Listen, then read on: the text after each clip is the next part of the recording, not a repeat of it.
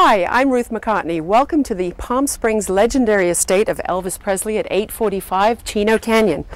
Today we've been excited to be invited inside to look at a lot of the memorabilia, the house, and this was the only house that Elvis owned at the time of his death apart from Graceland, and he bought it 35 years ago this week in April 1970. So join me as we go into the Elvis Presley estate in Palm Springs.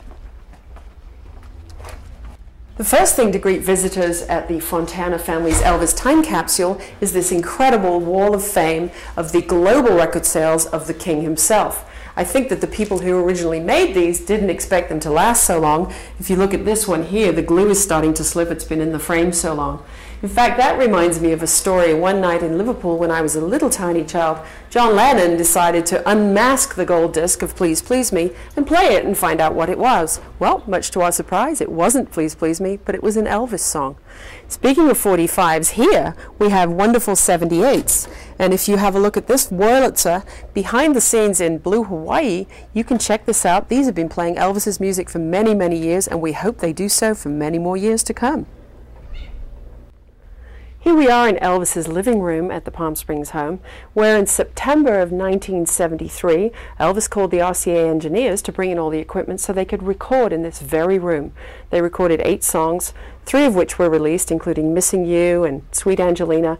Now, they had egg boxes all over the ceiling and all over the walls to enable them to record, but the engineers forgot to bring the microphone stands. So Elvis, being the impromptu person that he evidently was, ran out to the garage, got a bunch of broom handles and mops, and for 4 days in September of '73, sang with a microphone taped to a broom handle in this very room. Didn't he, Nipper? Okay, thank you very much. Just checking on my peanut butter and banana order from the kitchen.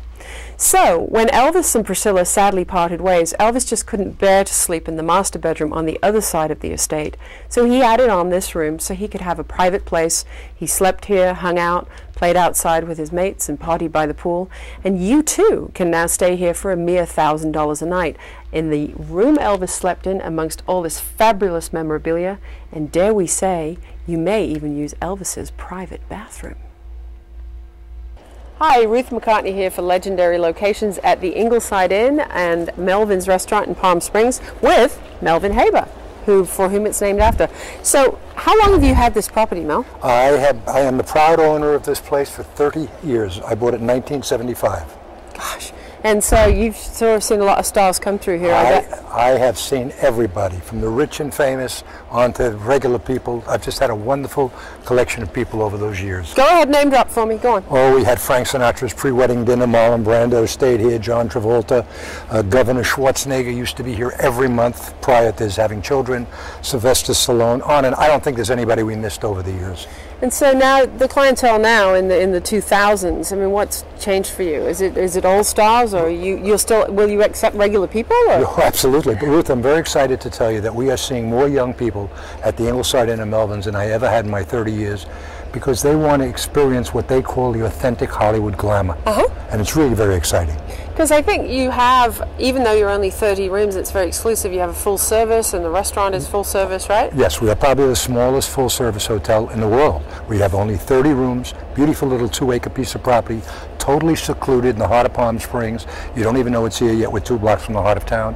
We have the famous restaurant Melvin's on the property that serves room service. And I will tell you something you didn't know right here this minute, but my lovely husband, who's standing behind the camera, actually proposed to me here. So there's a little secret you didn't know. One of many.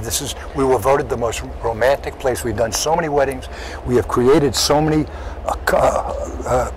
so many marriages here through people who have met here. It's unbelievable. And when you said one of many, I thought you meant my husband's one of many. Yes, yeah, one of your husband's many. One of my many husbands. Well, thank you so much for having us here in your lovely home. Many years of continued success to you at Ingleside. Thank you. And may I call you Mr. Melvin Haber of InglesidInn.com? Have you changed your name yet? No, you may call me anything you like. Thank you. Here we are in the Lily Pons room at the Ingleside Inn. So Mel, tell me a little bit about who Lily Pons was and why the room was named after her. Well, when I first bought the Ingleside Inn 30 years ago, I was informed that this particular room was home to Lily Pons for 14 years. Lily Pons was a very famous opera singer, and she was married to Andre Castellanos, the conductor. Right. As a matter of fact, when she passed away, they wanted to hold a wake here, which I thought was a little macabre, so we didn't do it. But so we've called it the Lily Pons Room ever since then. And how long did she live here? They say 14 years. Gosh, well, she wasn't a bad judge. It's a great place. Now, in all the rooms, as I've stayed in many, the copy of Bedtime Stories, your book is here. So do you have a quick anecdote, your favorite about any of these? This book was created through some of the great stories that have taken place since I've been here. And one of the stories that everybody loves is when I opened the first night, everybody was dressed beautifully. It was opening night. This is back in 1975, and a motorcycle pulls up with a guy and a pretty girl on the back. And I walked outside and I said, buddy, give me a break. It's my opening night. Everybody's in jackets and ties, and he was dressed like he should be on a motorcycle. And I chased him away, and he smiled at me when I asked him to please leave, and he drove away with this beautiful girl. And about a half hour later, a parking lot attendant came up for a nearby restaurant and said, did you get all the people I was sending you? And I said, yes, thank you very much. And he said, what'd you think of Steve McQueen and Ally McGraw? I said, they never came up. He said, what are you talking about? They were on a big blue Harley. They promised me they'd come. And I became famous for chasing away Steve McQueen and Ally McGraw. Oh. And that's just one of 100 stories of where I put my foot in my mouth. And the book has been very successful. All the proceeds go to benefit a charity that I am the president of called Angel View Crippled Children's Foundation. And there's a dedication in the book by Arnold Schwarzenegger. And a lot of great stories, a lot of fun, and people enjoy it. Great. And where can we find it? Is it in bookstores or online? Well, it's in Borders locally. It's on Amazon.com, certainly. We sell it at Melvin's and the Ingleside Inn.